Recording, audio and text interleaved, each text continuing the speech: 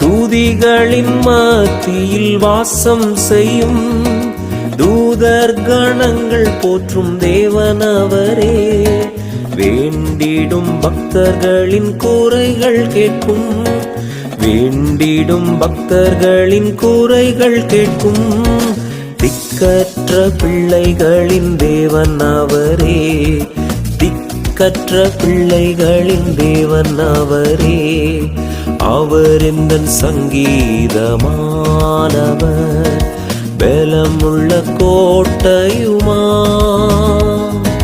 ஜீவனின் அதிபதியான அவரை ஜீவிய காலமெல்லாம் வாழ்த்திடுவோம். அவர் எந்தன் சங்கீதமானவர்.